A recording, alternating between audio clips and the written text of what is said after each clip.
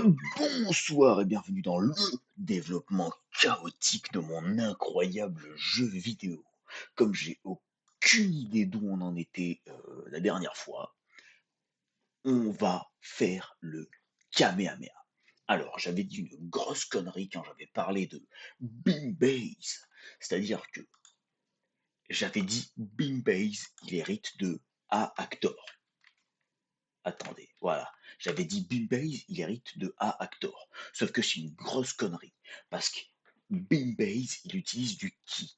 Or, pour utiliser du ki, on a déjà notre base qui s'appelle MyKey Attack, qui est déjà un acteur. Ce qui veut dire que ce qu'on va faire, c'est qu'on va retourner dans beanbase.h, on va lui dire, mais PTDR, en fait, tu es un A MyKey Attack. Pour ce faire, on aura préalablement fait l'include de Mikey Attack. Dans Mikey Attack, comme on a un gros cerveau, on sait ce qu'il y a dedans. Et dans Mikey Attack, on a un key component, donc un U caractère key component, ce qui veut dire que dans Beanbase, tout ce qui est U caractère key component, ça dégage, parce que ça n'a plus rien à faire là, vu qu'on le récupère déjà via Mikey Attack. Donc ça dégage. On sauvegarde, et là, normalement, on est absolument magnifique. Quand je... Hop là, faut que je vous remette. Paf, paf. Quand je reviens ici et que je compile, je vais vous montrer la compilation parce que je suis quand même un être exceptionnel. On peut constater que tout se fait, tous les changements qui ont été apportés sont appliqués. Boum. Donc là, ça veut dire qu'on a modifié l'héritage et tout se passe bien. Et ça, j'aime. Donc, quand je repasse tac, sur Visual Studio, là, on va aller y mettre notre incroyable Kamehameha. Donc, on retourne dans ici. Alors, là, je fais une connerie.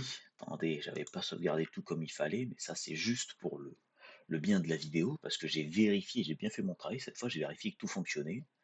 Donc, pouf, pouf, hop. Eh, là, il y en a des choses à recompiler. Tête, tête, ça recompile. Allez, je vous le mets, je vous le montre, parce que je suis vraiment un, un youtubeur, un développeur de qualité. Donc voilà, bref, c'est moi qui me suis perdu, mais vous, ça vous intéresse pas. Donc là, on repart sur l'Unreal Editor. Donc je vais vous montrer l'Unreal Editor, machin. On va sur... eh bien, avant de vous montrer ça, chaque chose en son temps. Déjà, on va copier ce que j'ai copié sur Internet. Donc, sur Visual Studio, comment est-ce que je fais pour faire spawner ma boule de feu? Parce que j'arrive à faire des boules de feu. Alors en l'occurrence, c'est une boule de ki à laquelle j'applique un effet de feu, mais cherche pas, vas-y, m'embête pas. Donc, ma boule de ki,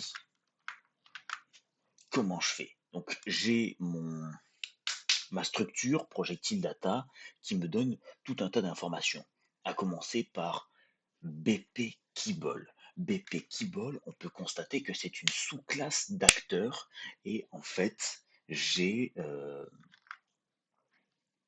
je retourne sur OBS, je vous passe en attaquant gitan, bam, et donc, quand je prends mon personnage, je double-clique dessus, je vérifie que vous voyez bien ce que je vois, et là, on va dans le Abilities Component.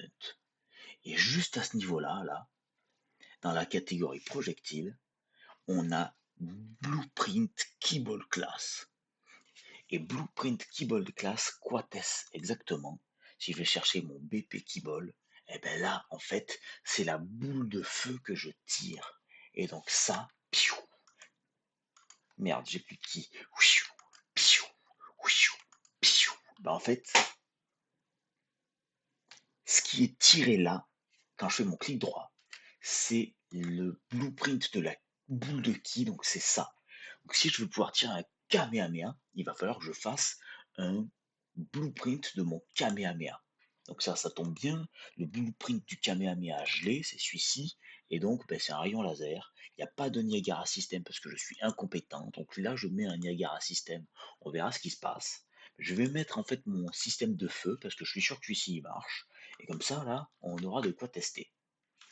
Ça m'a ouvert une autre fenêtre que vous n'avez évidemment pas vue, hein, sinon c'est trop facile. Donc je prends ça, je le mets là, voilà. Donc ça, c'est le blueprint de mon Kamehameha, vous pouvez le voir là.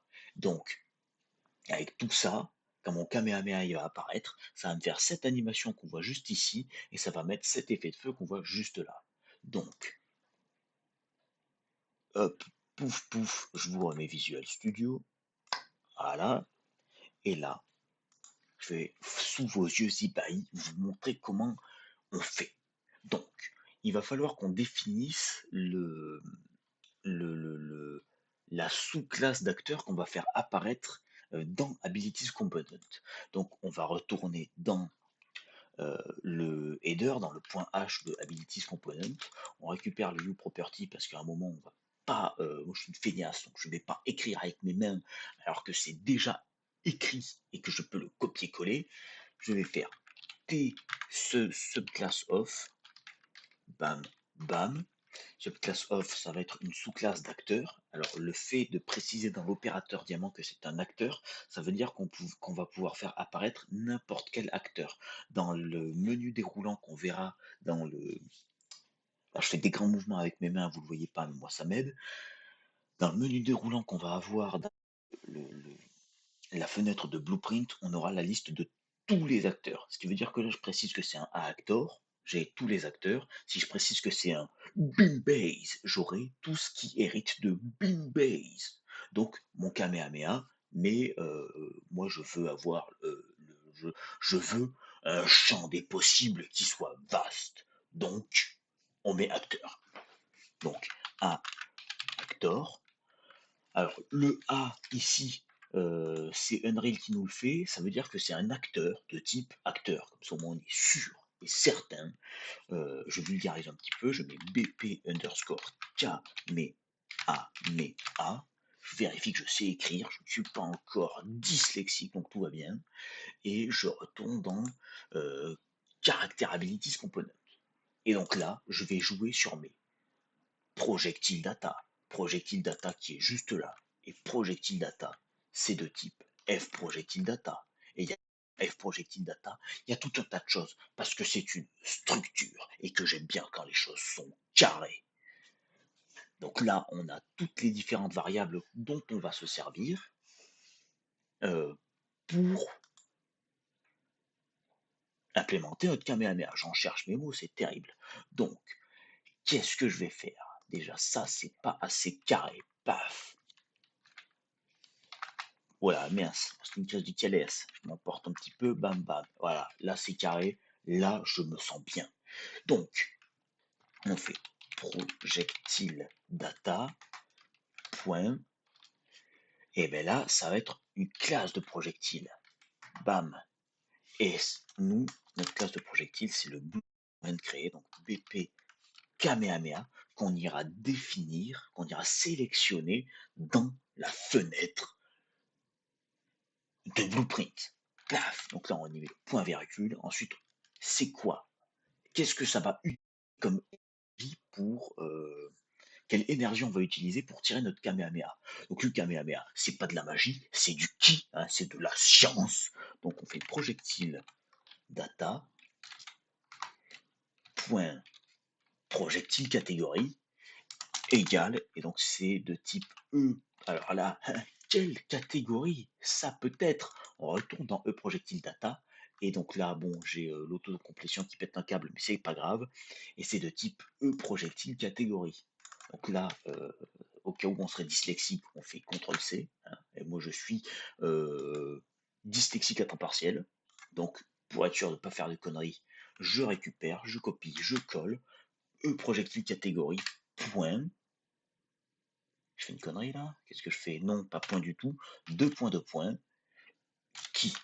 Et là, on est heureux parce qu'on a un Kamehameha qui utilise du ki.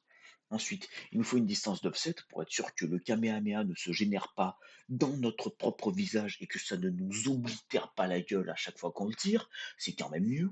Donc, projectile data. Point, on a un offset normalement, distance offset, elle était tellement sous mes yeux que je l'ai même pas vue, égale. Donc c'est un booléen, si ma mémoire est bonne, voilà, un booléen, je suis un malade, un flotte, je sais même plus parler, c'est terrible. Donc on va mettre 100.0f.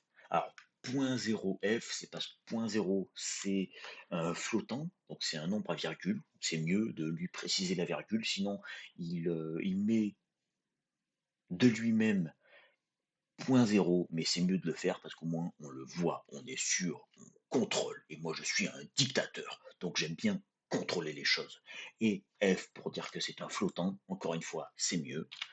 Et ensuite il va nous falloir un keyCost, donc projectile data point keyCost égale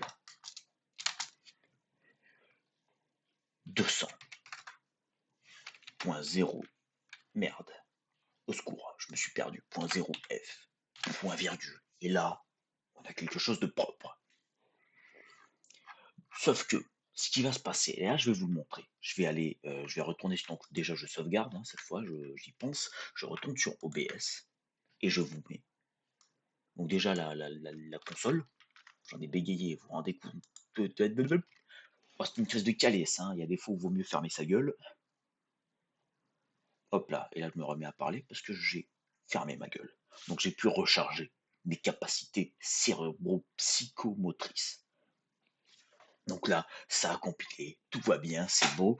La dernière fois que j'ai vu un truc aussi beau, mais encore une fois, hein, c'était ce matin dans le miroir, je pense que je le dirai dans chacune des vidéos, mais que voulez-vous? Lego, Star Wars, rien à voir avec ce que je voulais dire. Bref, on repart sur Attack on Titan, l'Unreal Editor, et là, j'arrive, j'apparais, je charge mon ki, ah, et là, je fais F. Et il se passe quoi? Casse projectile, le projectile n'a pas pu être instancié. Alors, je savais que ça n'allait pas marcher, mais là, c'est pas du tout l'erreur à laquelle je m'attendais. Pourquoi donc me dis-tu de telles choses? Donc, cast projectile n'a pas pu être instancié. On va retourner dans Visual Studio. Visual Studio, cast projectile n'a pas pu être instancié. Donc, normalement, l'erreur devrait arriver d'ici. Euh, hum, hum, hum, hum, hum. Je vois. Ah ben oui, mais c'est logique, je suis développeur full du père, c'est une catastrophe. J'ai réussi à rebrancher mon cerveau. Donc je vous remets Attack on Titan. Parce que j'ai compris. Parce que mon QI est mais si élevé que ça en est effrayant. Donc, en fait, on retourne dans le blueprint de notre caractère. Dans le blueprint de notre caractère, de notre personnage, excusez-moi, je me mets à parler anglais, je mérite de me faire casser la gueule 4 fois par des gens fort. Bref, donc on retourne dans notre personnage, dans le blueprint de notre personnage, on va dans notre abilities component qui contient toutes nos capacités et on a le BP Kamehameha qu'on a créé dans le point H de abilities component. Et ça, c'est quand même exceptionnel. Hop là, c'est tellement exceptionnel que je vais vous le remontrer parce que moi, ça me rend heureux. Ici, voilà, caractère abilities component.h, on a créé ça, la subclass of actor BP Kamehameha. Et bien, en fait, ça, ce qu'on a créé ici, c'est ce qu'on voit. Hop, faut que je vous le rechange encore. C'est une crise du calès. Sacrée histoire. Je passe plus de temps à changer de fenêtre sur OBS qu'à travailler. Hop, c'est ça, la vie de fonctionnaire. Faire semblant de bosser. Donc, BP Kamehameha, il est ici. Et ici, on va venir. Donc là, c'est la liste de tous les acteurs. Et donc, ce qu'on va venir faire, c'est écrire BP underscore Kamehameha. Et là, nous, on prend le Kamehameha, le bon, le seul, le vrai, l'unique, le meilleur d'entre tous. Là, on fait CTRL S, on retourne, on compile quand même, c'est important. On retourne, voilà, ici, là où on peut jouer. On charge le ki, et on fait F pour tirer le Kamehameha. F comme dans tirer. Et là, il se passe quoi? Magnifique, ça apparaît, on peut constater que le ki a bien été consommé dans la barre de ki, mais le Kamehameha n'apparaît jamais. Oh, c'est une crise de Calès. Pourquoi est-ce qu'on a des problèmes dans la vie? Bonne question. Je recharge, je rappuie sur F, le ki est consommé, mais moi ça me rend heureux. Ok, le Kamehameha il apparaît pas, mais ça me rend heureux. Bref, donc, euh, Lost in Histoire, ça nous vient sûrement du fait que quand on retourne dans Abilities Component, le point c'est BP, et qu'on regarde BP qui classe machin, on se dit ok, stylé, il se passe des choses. Et donc, quand on va vérifier, ah mais j'en perds mon français, comme je sais où je vais, comme je sais comment ça marche, je comprends ce qui se passe, mais je sais pas l'expliquer. Et il faut que j'arrive à l'expliquer à des gens qui comprennent pas ce qui se passe, et qui comprennent pas ce que je dis, et qui ne comprennent pas ce qu'ils sont en train de voir. Donc, ici, on dit bien, euh, machin, mon Kamehameha, c'est du ki. Et plus tard, je dis, si l'attaque qui est lancée utilise du ki, et bien à ce moment-là, tu, tu lances cette fonction d'initialisation. Cette fonction, elle nous vient de ki attack, qui est un objet de my attack. Et quand on va voir ce qu'elle fait, cette fonction, elle nous dit ptdr, si l'attaque de ki est un projectile, eh ben, tu consommes le ki. Si l'attaque de ki